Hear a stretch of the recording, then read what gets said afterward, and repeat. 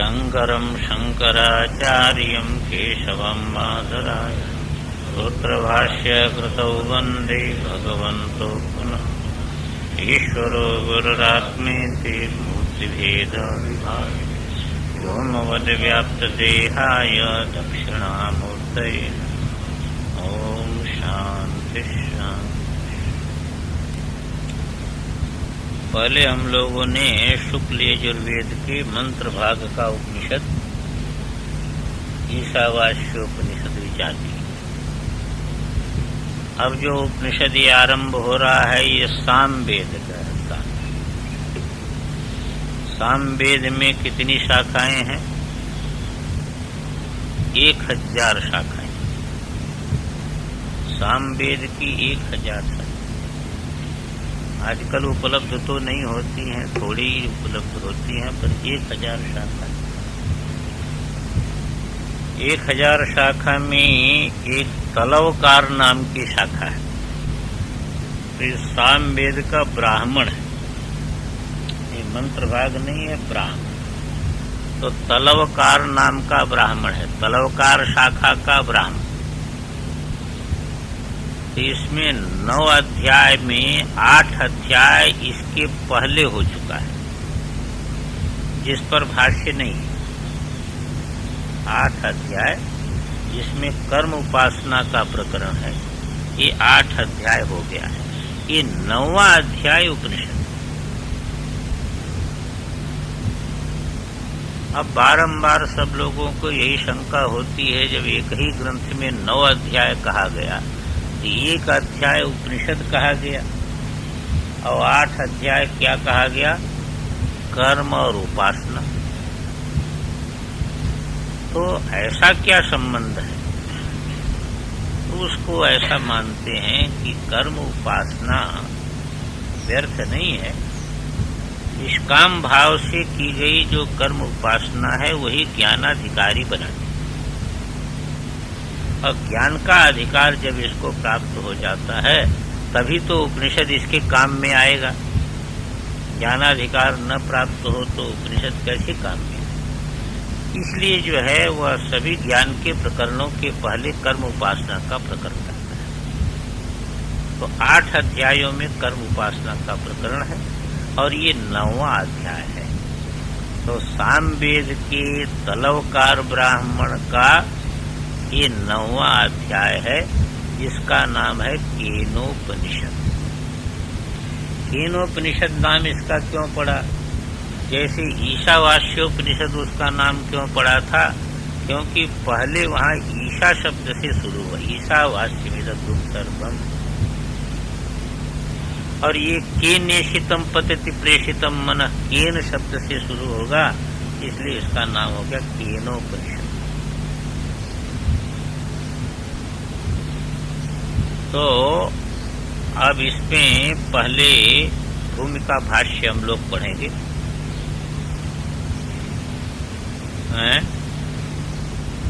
मंत्र होता तो ऋषि का पता लग जाता है, ब्राह्मण है। मंत्र के ऋषि का पता निर्धारित करके रखना पड़ता है, ये ब्राह्मण है। इसमें आनंदगिरी पहले अवतरण लिखते हैं, उसको हम देख ले। और आनंदगिरी पहले एक मंगलाचरण करते हैं, टीका लिखने के पहले एक मंगलाचरण करते हैं। जिनके पास पुस्तक नहीं है वो खाली जो है वह सुन ले, तात्पर्य निकल जाएगा। यत् श्रोत्रादिरधिष्ठानं चक्षुर्वागाद्य गोचरम् स्वतोध्यक्षं परम ब्रह्म नित्यमुक्तम उपभवामि तत्। मंगलाचरण में जो है वस्तु निर्देशात्मक मंगलाचरण जो होता है, क्योंकि किसी ग्रंथ के में प्रवृत्ति के लिए पहले अनुबंध चतुष्टय का ज्ञान। अनुबंध चतुष्टय के ज्ञान के बिना ग्रंथ में प्रवृत्ति संभव नहीं है और सफल भी नहीं। क्योंकि आप यदि ये पूछे नहीं कि ये मार्ग कहाँ जाता है और उस मार्ग से चलती है, तो उससे कहाँ पहुंचेंगे इसका कोई ठिकाना नहीं। अथवा आप अपने पैसा नहीं देखे और एक ऐसे सवारी पर बैठ गए कि जिस पर जो है वह बैठने के लिए आपके पास पूंजी नहीं है, तो आप उस पर से उतार दिए जाएंगे कि नहीं उतार दिए, लक्ष्य तक कैसे पहुंचे। ये दोनों चीजें जो है वह केवल इच्छा मात्र से तो कोई काम बनता नहीं, उसके लिए योग्यता भी होनी चाहिए, अधिकार तो होना चाहिए, पूंजी होनी चाहिए, तभी तो जो है खाली कोई इच्छा कर लिया कि उपनिषद जो है वह हमको ज्ञान प्राप्त हो जाए, इतना जो है वह इच्छा रखता है और पढ़ता है, नावल उपन्यास पढ़ता है, तो उसी से थोड़ा होगा। तो अनुबंध चतुष्टय में क्या है कि पहले समझना पड़ता है कि ये जो बात चल रही है इसका विषय क्या है, ये कहाँ पर अपने बुद्धि को केंद्रित करें, तो विषय क्या है इसका। दूसरा क्या है, इससे फल क्या प्राप्त होगा, क्योंकि फल का जो है वह फल को देखे बिना जो है, जाने बिना कोई कैसे प्रवृत्त होगा। हम संसार का फल प्राप्त करना चाहते हैं और पढ़ते हैं उपनिषद, तो उपनिषद तो संसार का उन्मर्दन करने वाला है, तो मोक्ष देने वाला है, तो इसका फल क्या है ये फल भी जानना चाहिए। और इसका अधिकारी कौन है इसका भी ज्ञान होना चाहिए।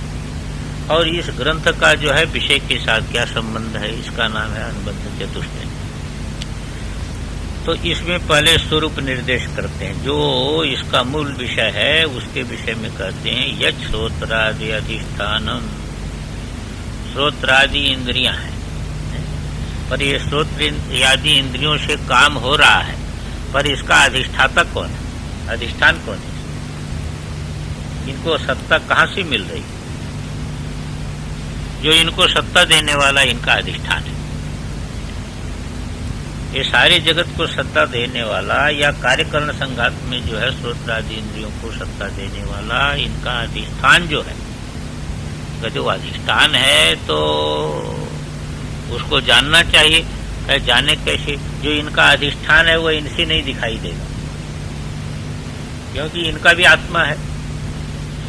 तो चक्षुर्वागाद्य गोचरम, जो चक्षु वागादि इंद्रियों का विषय नहीं है, इनका अधिष्ठान है और इनका विषय नहीं है। स्वतः जो स्वतः जो है वो स्वतः सिद्ध है। जैसे दो चीज होती है ना, एक चीज इंद्रिय इत्यादि से सिद्ध होती है और यह स्वतः सिद्ध है। आत्मा स्वतः सिद्ध है, आप स्वतः सिद्ध है, बाकी चीजें आपसे सिद्ध होंगी। और अपने स्वतः सिद्धि को हम लोग भूल जाते हैं, तो इसके पीछे जो समझ उसी को सिद्ध समझ लेते, बाहर वाले को सिद्ध। और आत्मा स्वतः से आत्मा सिद्धि के बिना किसी चीज की सिद्धि नहीं होती। तो ऐसा जो अध्यक्षम परम ब्रह्म नित्यम नित्य मुक्तम अध्यक्षम परम ब्रह्म, ऐसा जो है तद्भवामी, बस मैं वही होना चाहता हूं। तो इसका जो है जीवात्मा की जो है जीव ब्रह्म का एकत्व, और ब्रह्म कैसा है कि इस प्रकार का जो है चक्षुर इत्यादि के द्वारा से अगोचर, ऐसा जो ब्रह्म रूप प्राप्त हो जाना, यही जो है इसका फल मिले। वो ब्रह्म विषय हो गया और ब्रह्म रूपता की प्राप्ति इसका फल, इसका संकेत इसमें कर दिया। तद्भवामी, हूं पर यदि भान नहीं हो रहा है तो भवामी, होता हूं, जग जाओ। अब इसका अवतरण देते, कीनेशितम इत्यादिकाम तलवकार शाखोपनिषदम व्याचिख्यासुर भगवान भाष्यकार। भगवान भाष्यकार ये कर्ता है, इस पंक्ति का कर्ता बनेगा भगवान भाष्यकार। वो कीनेशितम इत्यादि जो तलवकार शाखा के, तलवकार ब्राह्मण जो है वो शाखा का जो ब्राह्मण है, उसमें रहने वाला ये जो 9वां अध्याय उपनिषद है, उसको व्याख्यान करने की इच्छा रखने वाले भगवान भाष्यकार, अहम प्रत्यय गोचरस्य आत्मनः संसारित्वाद असंसारी ब्रह्म भावस्य उपनिषद प्रतिपाद्यस्य असंभवात् निर्विषयत्वाद अव्याख्येयत्वम् इति आशंक्य अहंकार साक्षिणः संसारित्व ग्राहक प्रमाण अविषयत्वाद ब्रह्मत्व प्रतिपादने विरोध असंभवात् सविषयत्वाद व्याख्येयत्वम् प्रतिजानीते। लंबा वाक्य है, पंक्ति लगाइए। पहले तो ये समझ लीजिए कि एक विरोध उत्पन्न हो गया, एक विरोध। कोई ऐसा कहते हैं कि भाई ये उपनिषद का व्याख्यान नहीं किया जाना चाहिए, आप व्याख्यान क्यों कर रहे हैं? कहते क्यों व्याख्यान नहीं करना चाहिए? कहते मैं करके जो आत्मा प्रतीत हो रहा है ये तो संसारी ही प्रतीत हो रहा है कि नहीं? अरे मैं खाता हूँ, मैं दुख भोगता हूँ तो सुख भोगता हूँ, तो अहम प्रत्यय गोचर जो आत्मा है वो तो संसारी है और ब्रह्म है असंसारी। ये उपनिषद प्रतिपाद्य ब्रह्म जो है वो असंसारी है। तो जब वो असंसारी है ब्रह्म और ये आत्मा है संसारी, जब संसारी है असंसारी तो ये संसारी तो असंसारी नहीं हो सकता है, संसारी असंसारी हो नहीं सकता है, तो इसका ब्रह्म भाव तो बन नहीं सकता है। जब ये ब्रह्म हो ही नहीं सकता है तब जो है वह एक चीज तो ये है। दूसरी चीज है कि ब्रह्म वाणी का विषय है कि नहीं है। अभी कह दिया वाणी का विषय नहीं है, चक्षुर्बागाद्य गोचर, चक्षु बाग आदि का विषय नहीं है। तब जो अविषय है वह, तो जो अविषय हो गया तो निर्विषय होने से जो है उसका व्याख्यान तो हो नहीं सकता है, उसका व्याख्यान भी नहीं हो सकता। इसलिए जब उसका व्याख्यान नहीं हो सकता है तो इसके उपनिषद के अर्थ करने के लिए आप कैसे प्रवृत्त हो? तो इसका उत्तर देंगे कि ऐसी बात है कि वस्तुतः जो है वह अहंकार का जो इसी में देखो एक संसारी है और एक असंसारी है, दो है। द्वा सुपर्णा सहजा सखाई, इसी कार्यकरण संघात के अंदर दो हैं आप, एक संसारी है एक असंसारी है।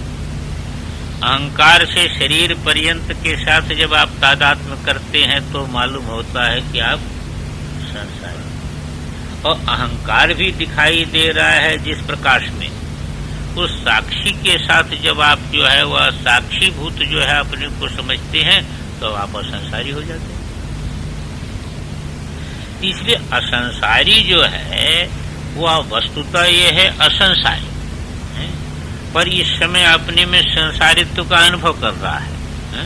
इसलिए संसारित्व का अनुभव कर रहा है तो उसको जो है वो असंसारित्व, उसका संसारित्व का अनुभव तो साफ हो रहा है। अब उसके लिए उसके स्वरूप के असंसारित्व का प्रतिपादन जो है उसका कोई विरोध बनेगा नहीं। अब पंक्ति लगाइए कि व्याचिख्यासुर भगवान भाष्यकार, व्याख्यान की इच्छा रखने वाले जो भगवान भाष्यकार हैं वो अहम प्रत्यय गोचर से आत्मन संसारित्वात्, अहम प्रत्यय के साथ दिखाई देने वाला जो आत्मा है वो तो है संसारी। इसलिए असंसारी ब्रह्म भावस्य उपनिषद प्रतिपाद्यस्य असंभवात्, ये तो है संसारी, और असंसारी जो ब्रह्म भाव है इसका उपनिषद में जिसका प्रतिपादन किया जाता है वो तो असंभव है। क्यों असंभव है? निर्विषयत्व, वह वाणी का विषय है नहीं, तो उसका जो है वह प्रतिपादन ही संभव नहीं है क्योंकि निर्विषयत्व।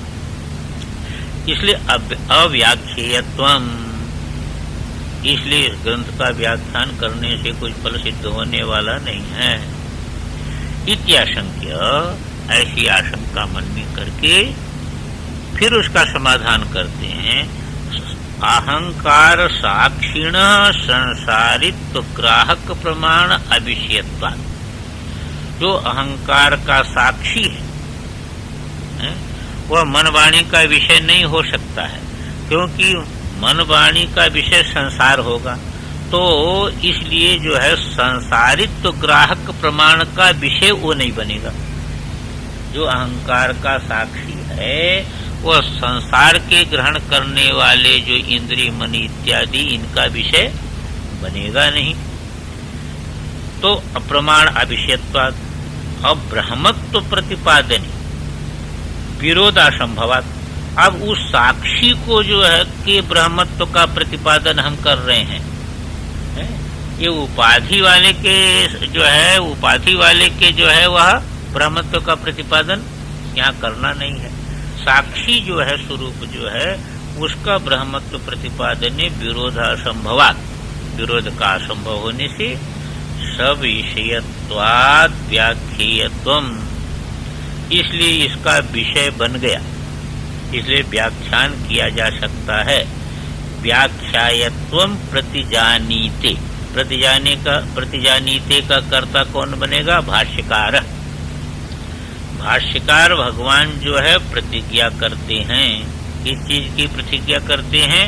ये उपनिषद का मैं व्याख्यान करूंगा, इसका व्याख्येयत्व की प्रतिज्ञा करते हैं। कैसे व्याख्येयत्व की प्रतिज्ञा करते हैं? ब्रह्म तो व्याख्येय हो नहीं सकता है। कहते ब्रह्म भले ही व्याख्येय जो है वह निर्विषय होने पर भी व्याख्येय हो। क्यों कि निर्विषय तो वह है, पर निर्विषय है इसलिए कि अहंकार का भी वो साक्षी है। अब अहंकार इत्यादि के साथ लगा हुआ जो जीव है वह अपने को यही मान रहा है, तो उसको अहंकार के साक्षी रूप में ले जाकर के उसके ब्रह्मत्व का प्रतिपादन किया जा सकता है निरसन के द्वारा। उसके उपाधि का निरसन कर देंगे तो वह साक्षी भाव में चला जाएगा। साक्षी भाव का ब्रह्म के साथ एकत्व करके प्रतिपादन किया जा सकता है। जैसे कोई 0 पावर के बल्ब में प्रकाश दिख रहा है, कोई 1,00,000 पावर के बल्ब में प्रकाश दिख रहा है, तो इनकी तो एकता नहीं की जा सकती है, एकता बन भी नहीं सकती है। पर जब वो 0 पावर के बल्ब से आप विद्युत में पहुंच जाइए तो विद्युत में एकता तो है ही है, विद्युत में भेद नहीं है। इसी प्रकार अहंकार के साक्षी का जो है वह ब्रह्म के साथ किसी प्रकार का भेद नहीं है, इसलिए इसका प्रतिपादन किया जा सकता है। भाष्य में देखिए सब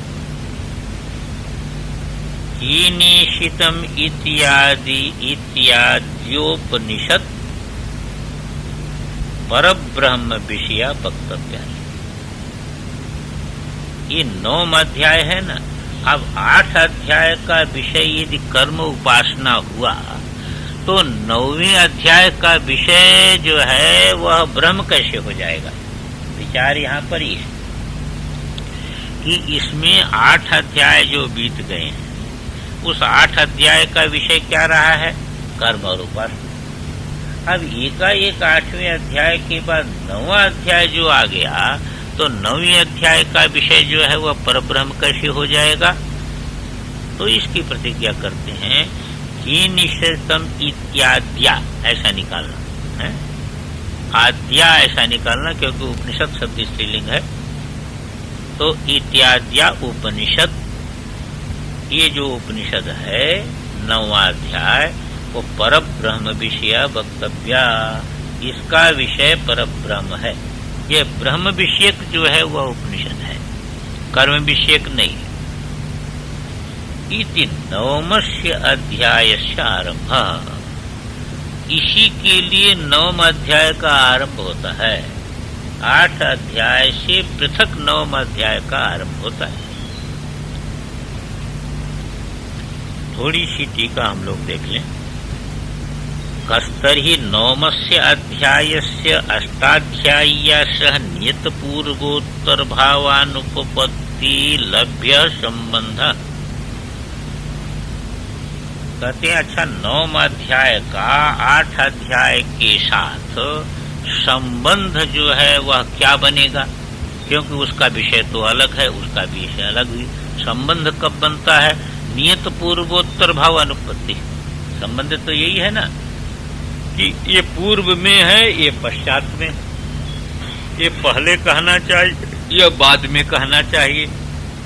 जैसे 8 के बाद हमने 9 कह दिया है, तो 8 का 9 के साथ संबंध है, क्योंकि 9 का उनके पूर्व में 8 जो है नियत संख्या है। 9 के पूर्व में 8 नियत संख्या है, और 9 के बाद 8 कह दें तो नहीं बनेगा, इसका नियत पूर्व संबंध नहीं बनेगा। ऐसे जो है जिसके बिना 8 के बिना तो 9 होता नहीं, तो इसी प्रकार यहाँ पूर्व का उत्तर के साथ जो है वह क्या संबंध बनेगा, इसी बात को कहते हैं नियत पूर्वोत्तर भाव अनुपपत्ति लब्ध संबंध का संबंध इत्याशंक्य, ऐसी आशंका करके कहते हैं हेतु हेतुमत भाव लक्षण संबंधम दर्शयितुम वृत्तम अनुबंध। हेतु हेतुमत भाव संबंध, हेतु हेतुमत भाव, 8 अध्याय हेतु है, उस हेतु से फलीभूत 9 अध्याय। कैसे हेतु है कि कर्म और उपासना का प्रकरण जो कहा गया, कर्म उपासना हेतु है। निष्काम भाव से अनुष्ठित जो कर्म उपासना, उससे क्या होगा, अंतःकरण शुद्ध होगा, तब आत्मज्ञान का उदय होगा। इसलिए ज्ञान का जो है ये पूर्व के साथ क्या संबंध है, हेतु हेतुमत भाव संबंध। हेतु हेतुमत, इसी को क्रम समुच्चय कहा था। पहले जो है सह समुच्चय का तो अभाव ईशावास्य में बता दिया था कि एक साथ दोनों का अनुष्ठान नहीं हो सकता है कर्म का ज्ञान का, पर देखो क्रम समुच्चय अभीष्ट है, क्योंकि जो है निष्काम कर्मानुष्ठान और उपासना के द्वारा अंतःकरण शुद्ध होकर के योग्यता उत्पन्न होती है, और उस योग्यता से क्या होता है कि उससे जो है वह ज्ञानोदय होता है। इसी बात को कहते हैं हेतु हेतुमत भाव लक्षण संबंधम दर्शयितुम। हेतु हेतुमत भाव लक्षण संबंध दिखाने के लिए वृत्तम अनुबदति, वृत्त का अनुवाद करते हैं कौन, भगवान भाष्यकार। भगवान भाष्यकार वृत्तम अनुबदति कि प्रागेतस्मात् कर्माणि अशेषतः परिसमापितानि समस्त कर्माश्रय भूतस्य च प्राणस्य उपासनानि उक्तानि कर्मांग साम विषयाणि च। यहाँ तक एक वाक्य है। प्रागेतस्मात्, इस 9वें अध्याय के पहले कर्माणि अशेषतः परिसमापितानि, कर्म का जितना कथन करना था वह समाप्त हो गया, मैंने कुछ शेष नहीं रहा। कर्म विषयक जो कथन था वह जो है अशेषतः परिसमापित है, वह शेष कुछ न रख करके समाप्त कर दिया, तो संपूर्ण कर्म विषय ज्ञान दे दिया और उपासना भी कह दिया। इसकी उपासना समस्त कर्माश्रय भूतस्य प्राणस्य, संपूर्ण कर्म का आश्रयभूत कौन है, प्राण है। संपूर्ण कर्म का आश्रयभूत है प्राण। प्राण नहीं है तो कोई कर्म नहीं होता, न मानस कर्म होता है और न बाह्य कर्म होता है। न आप उपासना कर सकते हैं और न कर्म कर सकते हैं, प्राण के बिना कर सकते हैं नहीं। तो इस प्रकार जो है कि संपूर्ण जितना भी कर्म है, समस्त कर्म का आश्रयभूत जो प्राण, उस प्राण की उपासनानि उक्तानि, उपासना भी कह दी गई, उपासना भी कह दी गई। तो कर्म भी पूरा का पूरा कह दिया गया, और जो है कर्म का आश्रयभूत जो प्राण है, उस प्राण हिरण्यगर्भ की उपासना भी बता दी गई। और कर्मांग, कुछ उपासना, ये तो मुख्य उपासना हो गई, पर कुछ उपासना होती है कर्मांग उपासना की, जिसको कर्मांग उपासना कहते हैं। तो कर्मांग उपासना जो है वह छांदोग्य में आप देखेंगे 5 भाक्तिक, साप्त भाक्तिक इत्यादि जो है यह कर्मांग उपासना है। यह शाम का अवयव भूत में जो है वह 5 विभाग करके 7 विभाग करके जो है वो उपासना होती है। तो ये हो गए कर्मांग शाम विषयाणि च परिसमापिता। कर्म का अंगभूत जो है कर्मांग कर्मांग शाम विषय को उपासनाएं, कर्मांग जो शाम तद विषयक जो उपासनाएं हैं 5 भौतिक 7 भाक्तिक उपासनाएं जिसका विस्तार है जो है वह छांदोग्य में, वो सारी उपासनाएं भी कह दी गई यहाँ पर। तो देखिए उपासना का प्रकरण भी हो गया और कर्म का प्रकरण भी समाप्त। और उसके बाद और भी जो है वह बात कुछ उपासना रहस्य बताई गई। क्या? अनंतरम च गायत्री शाम विषयम दर्शनम। और इसके अनंतर जो है गायत्री शाम विषय को उपासना भी बताई गई, यानी प्राण दृष्टि से गायत्री शाम की उपासना, प्राण दृष्टि से गायत्री शाम की उपासना। तो गायत्री शाम विषयक जो है उपासना भी कह दी गई, दर्शन मानी उपासना। और उसके बाद वंश का कथन कर दिया गया, वंशांतम उत्तम कार्यम। और फिर वंश परंपरा जो है वो वंश परंपरा का कथन भी हो गया। ये सारा का सारा कार्य वर्ग का कथन यहाँ तक हो गया। ये उपासना रूपी साधन हो गए, उपासना कर्म साधन हो गए, उसका फलभूत जो है वह हो गया स्वर्ग आदि। तो ये सारा का सारा कार्य जो है वह कह दिया गया। थोड़ा इसका विवरण हम देख लें आनंदगिरी में। बीच में आया था ना कर्मांग शाम विषयाणि, बाकी तो स्पष्ट था। कर्मांग शाम विषयाणि क्या था? उसको कहते कर्मांग शाम 5 भक्तिकम 7 भक्तिकम च हिंकार है। क्या क्या है याद है किसी को?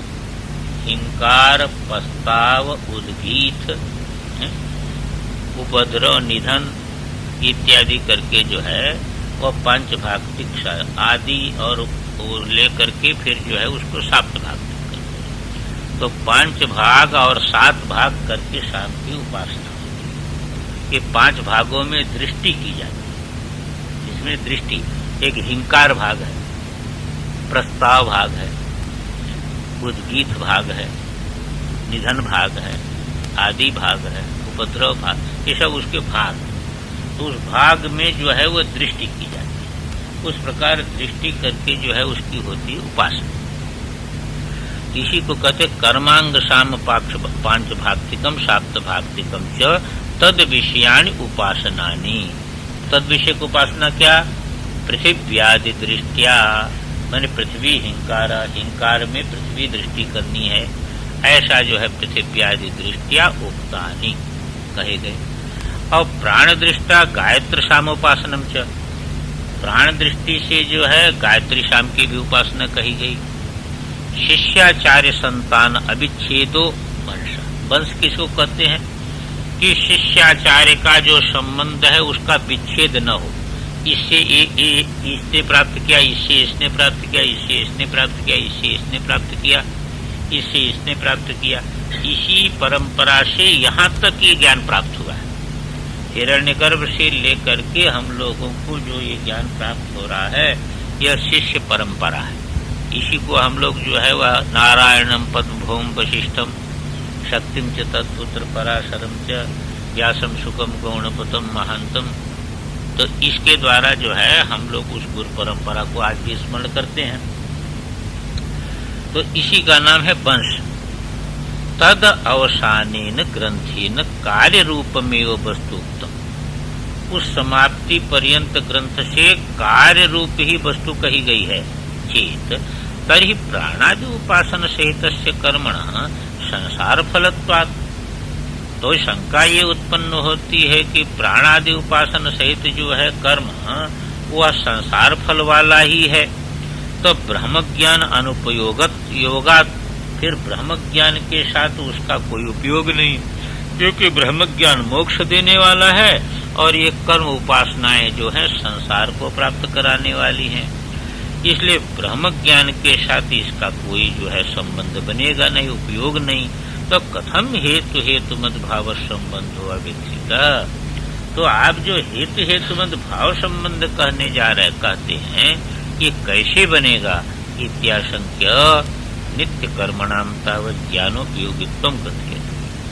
कहते नित्य कर्म निष्काम कर्म जो हैं वह ज्ञान में उपयोगी हैं, इस बात को कहते हैं। कि क्या कहा? सर्वम एतदुक्तम कर्म च ज्ञानम च सम्यक अनुष्ठितम निष्कामस्य मुमुक्षो सत्य सिद्धार्थम भवति। कहती ये जितना भी कर्म यहाँ पर कहा गया, सर्वम एतद यथोक्तम कर्म, जितना भी कर्म यहाँ पर कहा गया है और उपासना कही गई, वो जो है सम्यक अनुष्ठितम निष्काम, सम्यक प्रकार से निष्काम मुमुक्षु यदि अनुष्ठान इसका करता है तो क्या होता है? सत्य शुद्ध्यर्थम भवति। मुमुक्षो सत्य शुद्ध्यर्थम भवति। मुमुक्षु के सत्व अंतःकरण की शुद्धि के लिए होता है और कामना वाले को फल देने वाला, कामना वाले को संसार फल देने वाला होता है। और मुमुक्षु जो निष्काम है वह जब इसका अनुष्ठान करता है तो उस अनुष्ठान से उसका अंतःकरण शुद्ध होता है।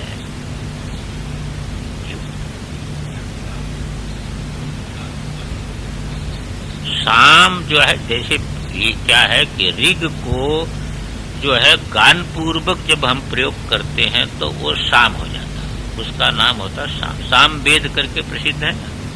तो ऋचा को जब हम स्तोभाक्षर कुछ मिला करके और गीति पूर्वक उसको करते हैं तो उसको बोलते हैं साम। साम इसलिए भी बोलते हैं कि उस समय देखो गायन में श्वास सदा न रहे, यदि श्वास जो है समत्व में सदा न रहे तो गायन किसी प्रकार नहीं हो सकता, इसलिए समत्व होता है उसमें। इसीलिए स्वर आदि जो है बन पाते हैं, नहीं तो नहीं बन पाते। तो उसका नाम है साम।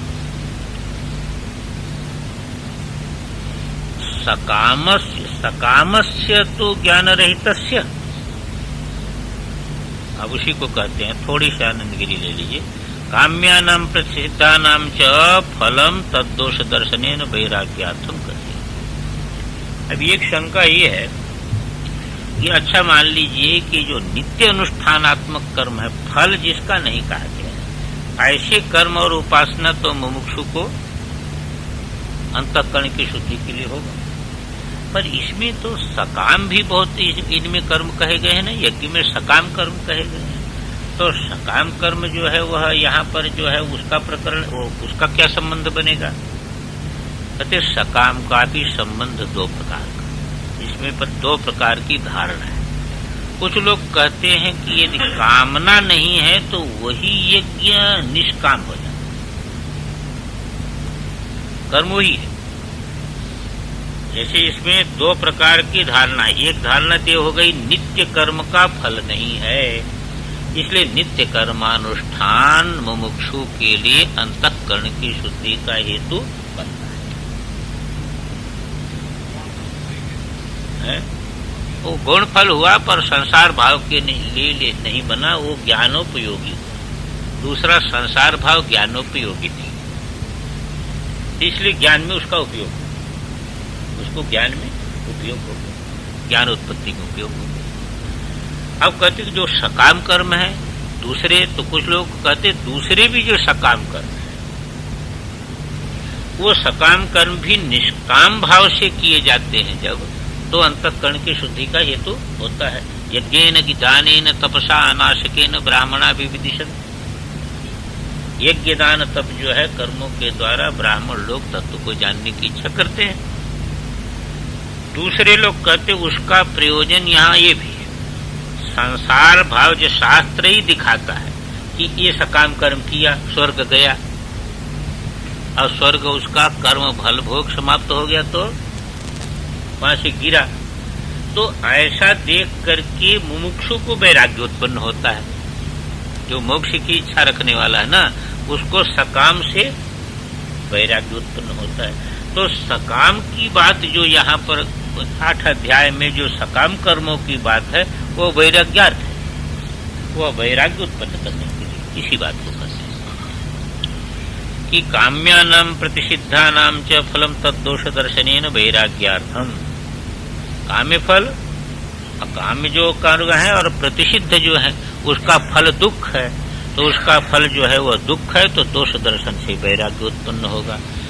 इसी को कहते भाष्य में सकामस्य तु ज्ञान रहितस्य केवलानि श्रौतानि स्मार्तानि च कर्माणि दक्षिण मार्ग प्रतिपत्तये पुनरावृत्तये च भवन्ति।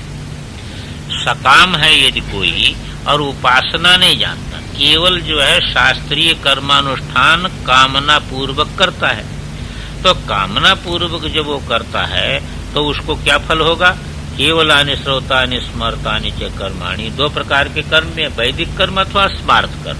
वैदिक कर्म यज्ञ आदि, और स्मार्त कर्म जो है वह बगीचा लगवा देता है, कहीं पानी का पौसला लगवा देता है पानी पीने का, कहीं कुआं खुना देता है, कहीं अन्न क्षेत्र खोल देता है। ये सब जो है स्मार्त कर्म। हाँ, वही पूर्त है, ये पूर्त हो गया, इष्ट हो गया वो। तो ये जो है वह हो गया जो है स्मार्त कर्म। तो ये स्मार्त कर्म और श्रोत कर्म, ये कर्म जो है केवल कर्म, उपासना से रहित केवल कर्म है। ये देवता से संबंधित नहीं, देवता ज्ञान संबंध से नहीं है, ये केवल कर्म है। शास्त्र कहता है पुण्य कर्म करता है तो उससे क्या होगा? दक्षिणायन मार्ग की उसको प्राप्ति होगी और उससे स्वर्ग में जाएगा। दक्षिणायन मार्ग से स्वर्ग में जाकर के जब उसका कर्म फल क्षीण हो जाएगा तो वहां से लौट आएगा। तो दक्षिण मार्ग प्रतिपत्तये पुनरावृत्तये च भवन्ति, पुनरावृत्ति के लिए होते हैं। और मान लो कि कोई जो है शास्त्रीय कर्म नहीं करता है, जैसा मन में आता वैसे करता है, तो ये शास्त्र की झंझट करना क्या फायदा है? इसलिए जैसा मन में आया है वैसा कर्म करो। तो अशास्त्रीय कर्म जो करता है तो वो किस मार्ग से जाता है? का वो मार्ग से नहीं जाता। स्वाभाविक क्या तू अशास्त्रीय प्रवृत्ति, इसको स्वाभाविक प्रवृत्ति कर, मैंने खाने पीने इत्यादि के में अपने आप प्रवृत्ति होती, इसको सिखाना नहीं पड़ता। शास्त्र का कर्म तो सिखाना पड़ेगा है? पर जो है वह भोजन करने के लिए ये सिखाना नहीं पड़ेगा। क्या भूख लगी है, किसी के पास है, छीन लेना, ये सिखाना नहीं पड़ेगा। शास्त्र कहेगा नहीं छीनना चाहिए, तब आप सीखेंगे, पर छीन करके खा लेना ये सिखाना नहीं पड़ेगा, ये अपने आप है, ये स्वाभाविक प्रवृत्ति। जैसे पशु का, और एक देखते नहीं कि जो है वह एक खा रहा है और दूसरा बलवान आ गया तो झट उसको मार कर बलवान है दबा देगा। ऐसे मनुष्य भी जो है वह पशु के समान स्वाभाविक हो जाए तो जो है वह बलवान जो है गरीब को दबा करके खा लेगा। तो ये शास्त्र से सिखाना नहीं पड़ता। शास्त्र तो ये सिखाता है ऐसा मत करो, ऐसा करने का निषेध करेगा और शास्त्र सिखाएगा, पर ऐसा करना ये शास्त्र नहीं सिखाएगा। ये तो अपने आप जो है वह इसमें कामना से हो जाएगा। इसी को कहते हैं कि स्वाभाविक या तो अशास्त्रीय या प्रवृत्तियां, जो शास्त्र प्रवृत्ति से रहित अशास्त्रीय पशु प्रवृत्ति है। कहते पशु प्रवृत्ति से फिर क्या बनेगा? पशु बन जाएगा और क्या बनेगा? अभी पशु प्रवृत्ति मनुष्य होकर के कोई पशु प्रवृत्ति में लगा है तो पशु प्रवृत्ति में है तो पशु बन जाएगा, पक्षी बन जाएगा। तो पशु आदि स्थावरांता अधोगति स्यात्, वो पशु पक्षी कृमि कीट पतंग वृक्ष पौधा बन जाएगा। जैसे जैसा उसकी जड़ता जितनी ज्यादा है, एकदम जड़ता इतनी ज्यादा, शराब पीता है और जो है वह पड़ा है, अब कुछ ले भी नहीं आ रहा है, अब स्त्री को मारता है, बच्चों को मारता है, उसको शराब के लिए पैसा चाहिए, चाहे खाने पीने को मिलेगा, तब वो तो जो है वह वृक्ष बना गया ना। वो तो परिवार तक भी नहीं कुछ सोचता है, तो वृक्ष वो शरीर में केंद्रित हो गया तो वृक्ष बनी गया। तो इसी को कहते स्वाभाविक या तो अशास्त्रीय या प्रवृत्तिया पशुवादि स्थावरांता अधोगति स्यात्, उसको अधिगति हो जाएगी। कहते अपने मन से आप कह रहे हैं कि शास्त्र का प्रमाण है इसमें। कहते शास्त्र कहता है अथ एतयोर पथोर न कतरेण च न तानी मानि क्षुद्राणि असकृत आवर्तीनि भूतानि भवन्ति। क्या आपके पास को कैलाश वाली पुस्तक है? तो आप उसको ध्यान रखना है, इधर देखना, इधर नहीं देखना, बाएं पेज में देखना और दाहिने पेज में अभी दृष्टि नहीं लगाना, वो बाद में काम आएगा। इसलिए दाहिने पेज के तरफ देखने नहीं तो भटक जाओगे। ये तो जंगल है, शास्त्र जंगल है, इसमें भटक जाओगे। इसलिए ऐसा समझ लो कि दाहिना पेज आपके है ही नहीं है, एक बाएं पेज अपने काम का है। तो बायां पेज हो जाए तो फिर पन्ना पलट दो, फिर बाएं पेज में देखो, फिर पन्ना पलट दो, दाहिने तरफ नहीं देखो, नहीं तो फिर मिलेगा नहीं। तो ये कहते हैं कि देखो शास्त्र कहता है अथ ये तयोर पथो, ये जो दो मार्ग है ना, कौन? जो एक दक्षिणायन मार्ग है, एक उत्तरायण मार्ग है। उपासना सहित कर्म किया तो उत्तरायण मार्ग से जाएगा, अब केवल कर्म किया तो दक्षिणायन मार्ग से जाएगा। ऐसा नहीं समझ लेना कि जो है वह उत्तरायण में मर गया तो उत्तरायण मार्ग से जाएगा, दक्षिणायन में मर गया तो दक्षिणायन। अरे वो जब उस प्रकार का कर्म किया है, पापी मर गया जो है उत्तरायण में, तो फिर जो है वो उत्तरायण मार्ग से थोड़ो जाएगा, तो नहीं। तो इसलिए जो है यदि उपासना सहित कर्म किया है तो उत्तरायण मार्ग से जाएगा वो, और यदि केवल शास्त्रीय कर्म किया है तो दक्षिणायन मार्ग से जाएगा। ये दोनों शास्त्रीय कर्म वाले के लिए मार्ग है, वो दूसरी चीज, उसकी बात, वो बात दूसरी है। जैसे बात दूसरी है कैसी कि कई चीजें ऐसी उनको इच्छा मृत्यु प्राप्त थी, समझे ना, इच्छा मृत्यु प्राप्त। तो इच्छा मृत्यु किसी को प्राप्त है तो वह अपना इच्छा मृत्यु के प्रभाव से उन्होंने कहा कि जो है उसके लिए नहीं कहा, उसने कहा कि काल जो है वो शुद्ध होता है उत्तरायण, तो दक्षिण काल में मैं क्यों शरीर छोड़ूं, हमारा शरीर छोड़ना भी एक यज्ञ है, तो मैं उत्तरायण काल आएगा तब छोड़ूंगा। क्योंकि उनका आशीर्वाद था कि इच्छा मृत्यु तुम जब चाहोगे तब मरोगे, चाहे बिना नहीं मर सकते। तो ये सामर्थ्य थी, तो उन्होंने कहा यज्ञ आदि सब उत्तरायण में होता है तो हमको शरीर छोड़ना है, तो कोई पराधीनता है? कोई पराधीनता नहीं है। जिसको पराधीनता नहीं होती है वो ऐसा कर सकता है। एक नाथ जी के भी विषय में प्रसिद्ध है, कहते एक नाथ जी का जब शरीर छूट गया तो शरीर उनका छूट गया तो उनको श्मशान में ले जाने लगे। श्मशान में ले जाने लगे तो उसी समय ये घटना घट गई कि उनका शरीर बीच में ही जो है वह कांपने लगा। लोग रख दिए उसको, खोले, वो बैठ गए उठकर। तो क्या घटना हुई थी कि उनके घर के सामने एक जो है वह रहता था व्यक्ति, तो वो पत्नी, वो शराब पीता था, पत्नी को मारता था। तो पत्नी जो है बड़ी व्यथित हो गई, व्यथित होकर के जो है वो चली गई अपने माता पिता के पास। माता पिता से कहा कि वहां तो जो है वह रोज ही हाथ पैर टूटता है, बहुत मार खाना। पिता ने कहा कि जो है जैसे हमारे बेटे हैं तू भी रह जा, यहीं पर रह, क्या करे, संसार तेरा जो है सुख नहीं होने का, तो वहां पर रह गई हो। तो जब तक माता पिता थे तब तक तो कोई तकलीफ नहीं, और माता पिता का शरीर छूट गया तो फिर जो उसके भावजे थी वो जो है वो बड़ी तकलीफ देने लगी, तो भाई भी न बोले। तो एक दिन उसने विचार किया कि इनका लात खाने की अपेक्षा तो पति का लात खाना ही ठीक है।